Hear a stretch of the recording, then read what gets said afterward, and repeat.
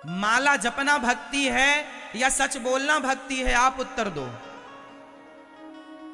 आज माला जपने वाले लोग सच बोल रहे हैं, इसलिए माला जप का कोई फायदा नहीं मिल रहा। स्वागत है आपका हमारे चैनल राधे राधे में। पूज्य गुरुजी अनिरुद्ध आचार्य जी द्वारा बताए गए भगवत पुराण एवं भगवत गीता का बहुत ही अनमोल पाठ हम आज इस वीडियो में सुनने वाले हैं। माला जपना भक्ति है या सच बोलना भक्ति है? आप उत्तर दो। आज माला जपने वाले लोग सच बोल रहे हैं, इसलिए माला जप का कोई फायदा नहीं मिल रहा। बताइए, माला जपना जरूरी है या सच बोलना? बताइए, माला जपना जरूरी है या निष्कपट हो जाना? कपट भरा पड़ा है, छल भरा पड़ा है। पड़ोसन मेरी जेठानी आगे जा रही है, मेरा फलाना आगे जा रहा है, वो फलाने बहुत तरक्की कर गया है ना, उसको कैसे नीचे गिराएं, कैसे उसको परेशान करें, ये प्लानिंग दिमाग में चल रही है और माला जप रहा। भगवान खुश हो जाएंगे? निर्मल मन जन सो मोहि पावा, मोहि कपट छल छिद्र ना। आगे बोलो आप मेरी माँ। निर्मल मन जन सो मोहि पावा, मोहि कपट छल छिद्र न भाव। अच्छा, इसका मतलब क्या है? हमने कहा कि सच बोलना चाहिए, माला जपना सही है या सच बोलना सही है, तो आपने क्या उत्तर दिया? सच बोलना। तो क्या इसका यह अर्थ निकला कि माला ना जपें? नहीं, मेरी बात का यह अर्थ नहीं है। आप ये अर्थ मत लगाना कि माला नहीं जपना है। भगवान का नाम तो जपना ही है, भगवान का चिंतन तो करना ही है, पर भगवान का चिंतन करने वाला यदि झूठ बोलेगा तो फिर सच बोलने वाले कौन होंगे, ये बताओ? सच बोलने वाले फिर कौन होंगे? जो भगवान को नहीं मानते, जो भगवान को नहीं जानते, वो लोग झूठ बोलें तो समझ में आता है कि ये धर्म का ज्ञान नहीं है। पर आप धर्म का ज्ञान रखने वाले भी आप कपट करेंगे, आप छल करेंगे, आप ही चुगली करेंगे कथा सुनने वाले, तो फिर ये बताओ, फिर धर्म किसके कंधों पर रहेगा? फिर धर्म की लाज बचाएगा कौन? मां बाप की आज्ञा का पालन राम जी ही ना करते तो फिर बताओ करता कौन? इसलिए राम जी ने की। इसलिए माला जपना अच्छा है, भगवान से प्यार करना, चिंतन करना अच्छा है, पर देखो ना, आप भगवान के भक्त हैं। वृंदावन में जब कोई माला लिए घूमता है, तिलक लगाए घूमता है, तो लोग उस पर आंख बंद करके विश्वास कर लेते हैं, अरे ये आदमी अच्छा होगा, ये सज्जन होगा, ये माला जप रहा है, ये भगवान को जानता है, ये तिलक लगाए हैं, ये माला कंठी धारण किए हैं। वो आदमी अन्य लोगों की अपेक्षा आप पर ज्यादा विश्वास करता है, क्योंकि आपके गले में माला है, आपके माथे पर तिलक है। और सोचो, आप उसे धोखा दे देंगे तो फिर वो विश्वास किस पर करेगा? क्यों? इसलिए भगवान के भक्तों को भगवान की ये लाज रखनी चाहिए कि भगवान के होकर तो कम से कम झूठ कपट का त्याग कर दो, छल का त्याग कर दो। अब तो सच्चे हो जाओ, अब तो तुम सच्चे भगवान से जुड़ गए हो। आज तिलक लगाने वालों पर, बाबाओं पर, भगवान का नाम जपने वालों पर लोग विश्वास क्यों नहीं करते? क्योंकि ये लोग तिलक लगा करके भी, माला कंठी पहन करके भी धोखा करते हैं, झूठ बोलते हैं, छल करते हैं। इसलिए देश में, सनातन धर्म में साधु संतों से लोगों का विश्वास कम हो गया। हाँ या ना? क्योंकि उस तिलक की कोई मर्यादा ही नहीं रखी इन लोगों ने।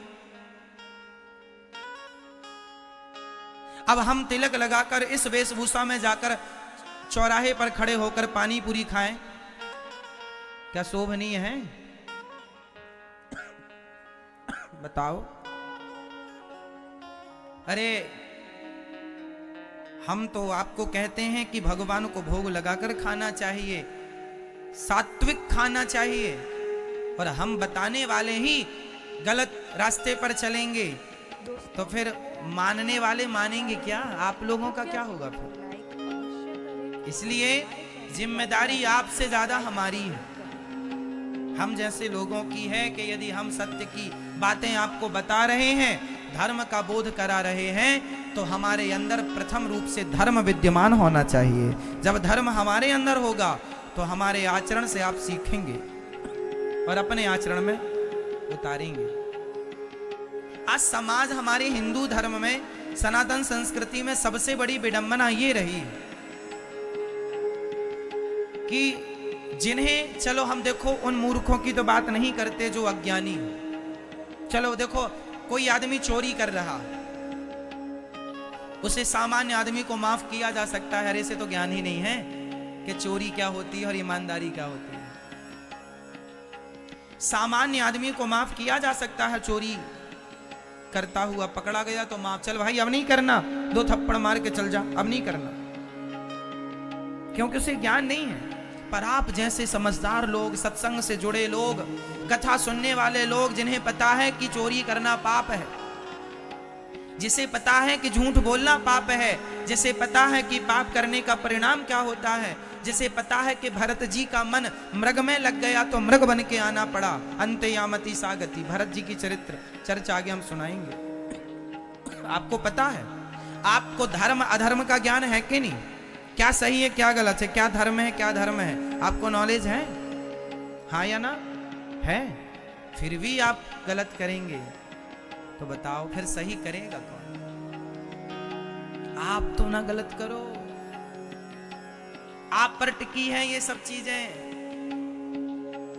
राम जी जब वनवास गए तो भरत जी बोले मैं चित्रकूट जाऊंगा राम जी से मिलने के लिए, तो गुरु वशिष्ठ जी ने कहा भरत जी तुम राजा बन जाओ।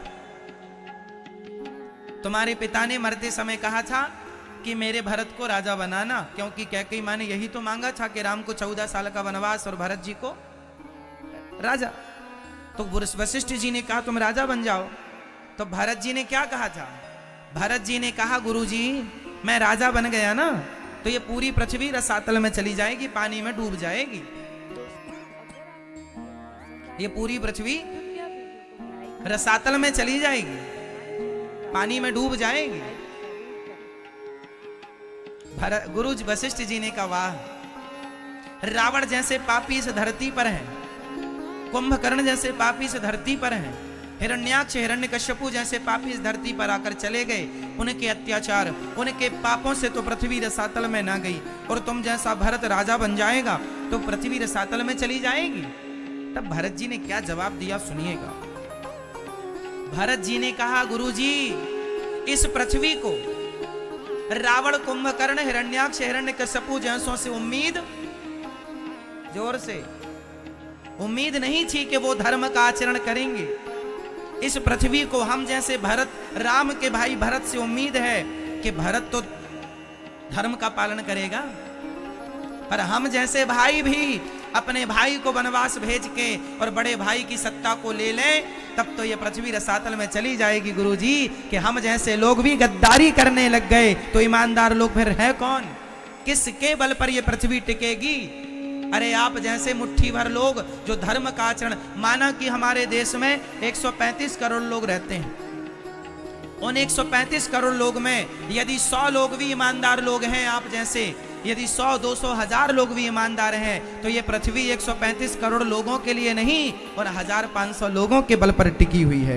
उन धर्मात्माओं के, आप जैसे धर्मात्माओं के बल पर पृथ्वी टिकी हुई है, ना कि 135 करोड़ लोगों के बल पर जो बेईमानी कर रहे हैं, जो दिन रात झूठ बोल रहे हैं, जो शराब पी के गंदी नालियों में पड़े हैं, उनके बल पर यह पृथ्वी ना टिकी है। साहब ये पृथ्वी आप जैसे कुछ धर्मात, और आप लोग भी बेईमानी करने लग जाएंगे, आप भी झूठ बोलने लग जाएंगे तो सच बोलेगा कौन? विश्वास किस पर होगा? इसलिए प्राण जाए पर धर्म न जाए, प्राण जाए पर धर्म, ईमानदारी की रोटियां खाएंगे, बेईमानी नहीं। समझिएगा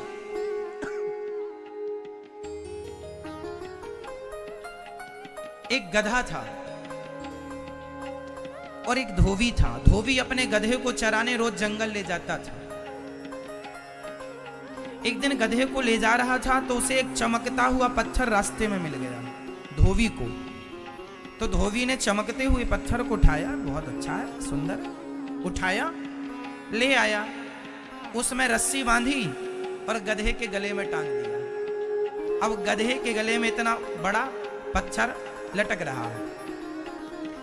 रोज सवेरे सवेरे धोबी साबुन लगाता गधे को और उसी पत्थर से साबुन घिसता, ऐसे ऐसे गधे को नहवाता। एक दिन वहां से कोई जौहरी निकला तो जौहरी की नजर जब उस पत्थर पर पड़ी तो जौहरी तो उसकी नजर से क्या छिपा है, पहचान गया भाई। उसने मन में अरे राम राम, ये तो हीरा है। आज तक दुनिया में किसी देश के पास इतना बड़ा हीरा नहीं है, इतना कीमती। जौहरी को लगा अभी मैं कहूंगा ये हीरा है तो धोबी के भाव बढ़ जाएंगे। तो उसने चतुराई से कहा, जौहरी ने, अरे भाई ये बताओ ये पत्थर कितने का दिया? धोबी बोला, पत्थर कितने का दिया? जंगल में बहुत पत्थर पड़े, उठा लो। जौहरी बोला, नहीं समय नहीं है, ये वाला देना है तो बताओ, 5 रुपए दूंगा। धोबी को लगा पत्थर के 5, अच्छा धोबी को पता नहीं था कि ये हीरा है। उसने कहा 5 रुपए का दोगे? धोबी को लगा पत्थर के 5 रुपए, ठीक है दे दूंगा। अब धोबी के लिए तो वो पत्थर ही था ना, गधे को धोता था, उससे घिसता था। उसने 5 रुपए लिए, धोबी तो गधे को लेकर चला गया, मैं दूसरा पत्थर लाऊंगा। पर ऐसे हर पत्थर ऐसे थोड़ी होते हैं। धोबी चला गया। अब इस आदमी ने उस पत्थर को जैसे ही हाथ में लिया, जौहरी के हाथ में हीरा आ गया। जौहरी बड़ा प्रसन्न, हीरा आया। थोड़ी देर बाद हीरा उसके हाथ में टूट कर टुकड़े टुकड़े हो गया, बिखर गया। जौहरी ने हीरे से कहा, वाह रे हीरा, अभी गधे के गले में पड़ा था तब तो टूटा नहीं, गधे को घिस रहा था तब तो टूटा नहीं, और मुझ जैसे जौहरी के पास आया तो टूट गया। तब उस हीरे के टुकड़े से आवाज आई, अरे भैया जौहरी, वो तो धोबी था, उसे पता नहीं था कि मेरी कीमत क्या है। उसे पता नहीं था कि मेरी कीमत क्या है, पर तुम्हें तो पता थी ना कि मेरी कीमत क्या है। तुम्हें पता थी ना कि मेरी कीमत करोड़ों की है, फिर भी तुमने मेरी कीमत 5 रुपए लगाई। मैं तो गधे के गले में सुखी था, पर तुम जैसे जानकार लोग भी जब मेरी कीमत 5 रुपए आकेंगे तो मैं टूट कर टुकड़े टुकड़े ही तो हो जाऊंगा ना। इसका अर्थ क्या है? इसका अर्थ ये है कि दुनिया भले ना जाने कि सत्य की कीमत क्या है, पर आप और हम बचपन से सुन रहे हैं कि झूठ बोलना पाप है, नदी किनारे सांप है। बचपन से हम लोगों को पता है सत्य बोलना चाहिए, सत्यम ब्रूयात प्रियम ब्रूयात। क्या बोलना चाहिए? क्या बोलना चाहिए? क्या बोलना चाहिए? सत्य बोलना। सत्य बोलना धर्म है, यह हमें बचपन से सिखाया गया। लेकिन क्या हम सत्य बोल रहे हैं? वो सत्य ही हीरा है। अरे जो सत्य को नहीं जानते वो झूठ बोले तो चलता है, गधे के गले में हीरा है, चलता है। पर आप जैसे जानकार लोग भी, जो धर्म कर्म को जानने वाले हैं, जो वृंदावन धाम को, भागवत जी को सुनने वाले हैं, आप भी यदि झूठ बोलने लग जाएंगे तो वो सत्य का हीरा टूट कर टुकड़े टुकड़े ना हो जाएगा। वो सत्य भी फिर किसकी शरण में जाएगा? फिर सत्य जाएगा कहां? फिर सत्य का पालन करेगा कौन? बताओ। इसलिए जीवन में भागवत हमें ये सिखाती है, सत्य बोलना चाहिए। हमारी मैया बता रही थी कि अमेरिका हम रहते हैं महाराज जी, अमेरिका में बेईमानी नहीं है। यदि आपका पैसा, पर्स यदि किसी जगह गिर गया या छूट गया तो वह आपके घर में वहां के लोग लेकर के आ जाएंगे। ये आपका पैकेट, ये आपका पर्स। वहां सही है ना भैया, ईमानदारी है वहां। वो विदेशी लोग हैं, वो नहीं जानते कि धर्म क्या है, पर फिर भी वो देखिए उन्होंने एक चीज पकड़ ली, सत्य बोलना है, धर्म के रास्ते पर चलना है। वो चुगली नहीं करते, वो निंदा नहीं करते, उन्हें समय नहीं है निंदा चुगली करने का, वो जानती नहीं निंदा चुगली क्या होती है। इसलिए हम धर्म को जानने वाले भी जस का तस रह गए, क्योंकि हमारे हाथ में तो टुकड़े टुकड़े हो गया ना वो धर्म, क्योंकि हम जानकर भी उसके साथ गलत कर रहे हैं। और वो लोग नहीं जानते धर्म का, फिर भी वो सत्य के रास्ते पर चल रहे हैं। इसलिए आज विदेशों में ज्यादा धन धान्य देखा जा रहा है। क्यों? क्योंकि उन्होंने कुछ चीजें सीख ली, सत्य बोलना सीख लिया, ईमानदारी सीख ली। और जिस देश में ईमानदारी होगी, सत्य होगा, वो देश संपन्न होगा।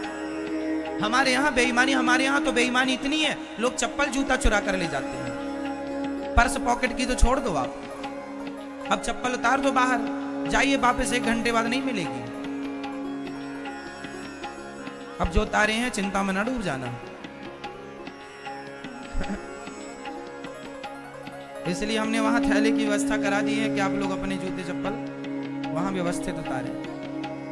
बता रहे हैं हमारे यहाँ तो जूते चप्पल भी नहीं छोड़ते लोग, बटुआ गिर जाएगा तो आएगा ही तो। हाँ, ऐसा नहीं, हमारे यहाँ भी कई बार रिक्शे वाले वापस कर देते हैं, ईमानदारी है। बस वही हमने कहा ना कि 135 करोड़ लोगों में 140 करोड़ लोगों में लगभग बेईमान, पर 2-4 जो ईमानदार हैं, आप जैसे लोग अच्छे। बस ये समझ लो कि आप जैसे लोगों के बल पर ये धर्म, ये पृथ्वी, ये सनातन टिका हुआ है। इसलिए हाथ जोड़ के कहता हूं, अपनी ईमानदारी ना छोड़िएगा। विदेशों में लोग रहते हैं, आज विदेश की तरफ लोग भाग रहे हैं। क्यों? क्योंकि वहां झूठ कपट नहीं है, निंदा चुगली है ही नहीं। और यहां तो हमारे यहां जब तक निंदा चुगली ना करें तब तक मैया का भोजन नहीं पचता। इसकी बात उससे ना कहें, उसकी बात उससे ना कहें, तब तक हजम नहीं होता। विडंबना ये है। जो करना चाहिए हम अपने काम में, अपने आनंद में ध्यान नहीं देते, अपने परिवार को आगे बढ़ाने में, अपने आप को आगे ले जाने में ध्यान नहीं है हमारा। वो आगे क्यों जा रहा है इस पर पूरा फोकस है, वो आगे क्यों, उसको कैसे पीछे करें।